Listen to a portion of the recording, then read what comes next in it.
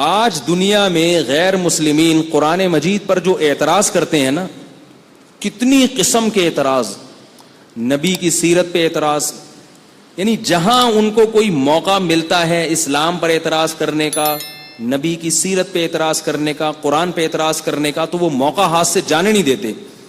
لیکن آپ حیران ہوں گے غیر مسلم یہ اعتراض کیوں نہیں کرتے کہ یہ وہ قرآن نہیں ہے، یہ کوئی اور قرآن ہے. یہ سوال نہیں پیدا ہوتا؟ آپ میرا خیال ہے پیدا ہوتا ہے آپ لوگوں کو. یہ کبھی نہیں ملے گا آپ کو کہ یہ وہ نہیں ہے جو محمد صلی اللہ علیہ وسلم پہ نازل ہوا تھا، یہ تو میں تحریف ہوئی ہے، یہ تو بعد میں مولویوں نے بنا لیا، بعد میں دوسری صدی میں کسی نے بنا لیا. اگر ان میں کسی نے اعتراض کیا بھی ہے نا تو وہ اعتراض چلا نہیں ہے. ممکن ہے کوئی تاریخ سے اٹھا کے دکھا دے، وہ اعتراض مقبول نہیں ہوا پبلک میں، ان کے لوگوں نے اس کو مسترد کر دیا ہے. اب سوال پیدا ہوتا ہے کہ کون سی ایسی چیز ہے قرآن کریم میں جس کی وجہ سے یہودی بھی مانتا ہے، عیسائی بھی مانتا ہے، ہندو بھی مانتا ہے، سکھ بھی مانتا ہے، ان کے جو اسکالر ہیں وہ سارے مانتے ہیں کہ یہ وہی کتاب ہے جو محمد صلی اللہ علیہ وسلم پر نازل ہوئی، اور کوئی بھی اس کا انکار نہیں کر سکتا. کون سی ایسی چیز ہے وہ؟ کیا دلیل کیا ہے؟ وہ بات آ رہی ہے سمجھ میں؟ نہیں آ رہی میرا خیال ہے. دیکھیں کسی بھی خبر کو پہچاننے کے نا کچھ سائنٹیفک اصول ہیں پوری دنیا میں مسلم. خبر کے سچا اور جھوٹا ہونے، ہمیں جب کسی سے کوئی کتاب پہنچتی ہے یا خبر پہنچتی ہے تو سچی بھی ہو سکتی ہے اور جھوٹی بھی. میں نے ایک دفعہ بیان میں تواتر کی بات کی تھی کہ جو متواتر خبر ہوتی ہے نا وہ جھوٹی نہیں ہوتی.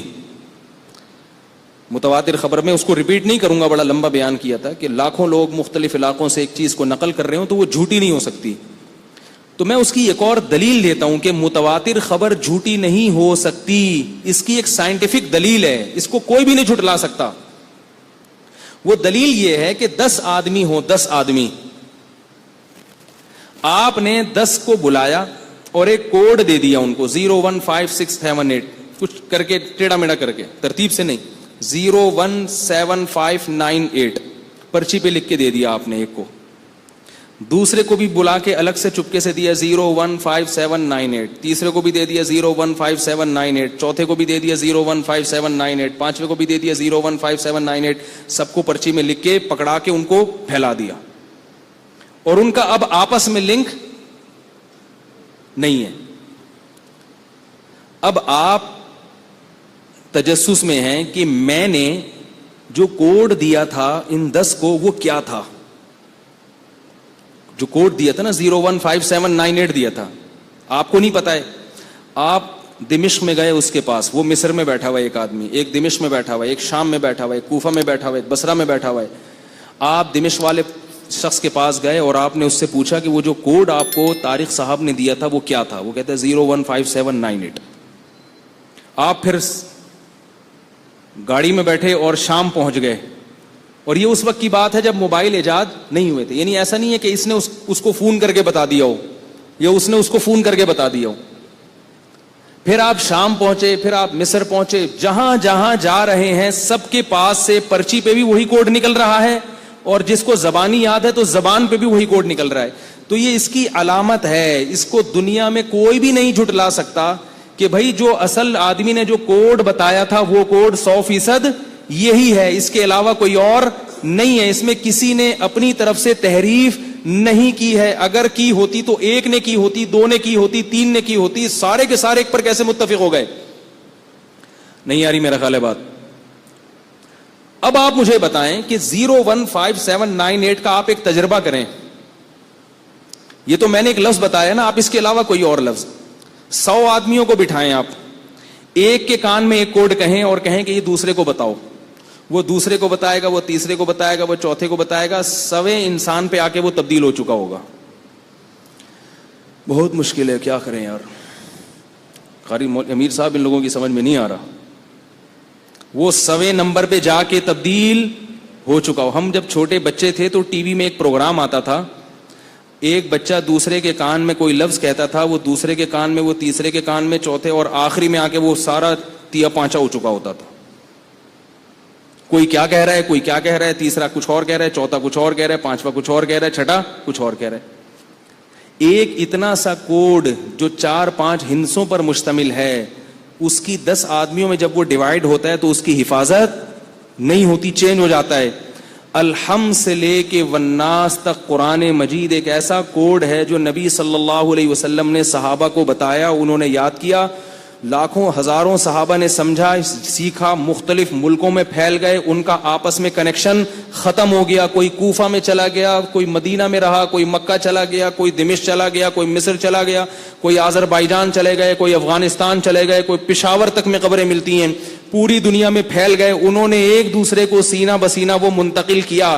پھر ان کے کروڑوں لاکھوں شاگرد پوری دنیا میں، ان کا آپس میں کوئی لنک نہیں تھا، کوئی گوگل نہیں تھا کہ سب نے گوگل سے اتار لیا ہو، کہ صحابی نے گوگل پہ اپلوڈ کر دیا اور باقی سب نے گوگل سے اتار لیا. تو ہم کہہ سکتے تھے ان صحابی سے اپلوڈ کرنے میں غلطی ہو سکتی ہے، ایک آدمی سے تو ہو سکتی ہے نا غلطی، لیکن ہم دیکھ رہے ہیں کہ آذربائیجان میں، دمشق میں، مصر میں، پاکستان میں، ہندوستان میں، پوری دنیا میں جہاں جہاں بھی الحمد سے 4 الفاظ نہیں ہیں، 6666 کے قریب آیتیں ہیں اور پوری دنیا میں پھیل گئیں. اور جب لوگ سفر کر کے دمشق پہنچے تو وہاں بھی وہی پڑھا جا رہا ہے، الحمد سے لے کے والناس تک. مکہ میں بھی وہی پڑھا جا رہا ہے، چیچنیا میں بھی وہی پڑھا جا رہا ہے، چائنا میں بھی وہی پڑھا جا رہا ہے، یورپ میں بھی، ناروے میں بھی، جرمنی میں بھی. تو اب یہ ایسی حقیقت ہے کہ اس کا انکار کرنے والا کہ اس میں تحریف ہوئی ہے، دنیا خود اس پہ ہنسے گی، بولیں گی بھائی 4 الفاظ کی ایسے حفاظت نہیں ہو سکتی، اس میں تحریف ہو جاتی ہے. اور یہ لاکھوں لوگ ایک جیسا قرآن پڑھ رہے ہیں تو یہ اس کی علامت ہے کہ اس میں تحریف نہیں ہوئی ہوتی تو کہیں تو سامنے آتی نا. نہیں آ رہی بات میرا خیال ہے. آج میں نے ایک آیت میں مصدقن کو مصدقن پڑھا غلطی سے. مصدقن کو کیا پڑھا؟ مصدقن. مطلب میں کوئی فرق نہیں ہے، پیچھے سے یہ جو بچہ ہے نا جو ہم نے آرڈر پہ بنوایا ہے، باقاعدہ یہ آرڈر پہ بنوایا اس لیے کہ یہ بچہ بہت چھوٹا ہے. سامنے لوگ کہہ رہے ہیں یار یہ اتنا چھوٹا نابالغ، تو اس کے ابا نے بتایا 16 سال کا ہی ہے، میں بے فارم دکھانے کے لیے تیار ہوں. تو اس لیے میں نے کہا تو آپ نے باقاعدہ آرڈر پہ بنوایا ہے، 16 سال کا، اتنا سا ماشاءاللہ، لیکن ہے بڑا تیز، ماشاءاللہ اللہ نظر سے بچائے، ہے بڑا تیز. تو آرڈر پہ بنوایا ہم نے سامنے باقاعدہ. تو اب آپ دیکھو مصدقن کو مصدقن پڑھا تو فوراً روک دیا. اور یہ صرف آج سے نہیں ہے، ہمیشہ سے ایسا ہی ہوتا آ رہا. کوفہ میں، بصرہ میں، آپ مکہ کا قرآن سن لیں وہ بھی وہی ہے. نمازوں میں اختلاف ہے، وہ یہاں ہاتھ باندھتے ہیں، ہم یہاں ہاتھ باندھتے ہیں، وہ زور سے آمین، ہم آہستہ آمین، لیکن قرآن وہ بھی وہی پڑھتے ہیں اور ہم بھی. ایک حرف آگے پیچھے نہیں ہوتا. تو اب اس کا کوئی انکار کر نہیں سکتا. اور یاد رکھو قرآن کی اس طرح سے حفاظت ہو جانا ہی اس کے اللہ کے کلام ہونے کی دلیل ہے. اس زمانے کی کوئی بھی کتاب آج تک اس طرح سے محفوظ نہیں ہے. سمجھتے تھے کہ یہ کس کا کلام ہے؟ اللہ کا کلام. کسی جھوٹے نبی کا کلام اس طرح سے محفوظ نہیں ہوتا. تو اس زمانے کی کوئی کتاب اس طرح سے محفوظ نہیں ہے جس طرح سے قرآن مجید محفوظ ہے. ایک بات. دوسری بات، اس زمانے میں جتنی زبانیں تھیں وہ زبانیں اس کو وہ بھی پوری طرح محفوظ نہیں ہے. لیکن آپ اندازہ لگاؤ کہ اللہ نے قرآن کی الفاظ کی حفاظت کے لیے الفاظ کو محفوظ کیا اور قرآن کے میننگ کی حفاظت کے لیے عربی زبان کو محفوظ کر دیا.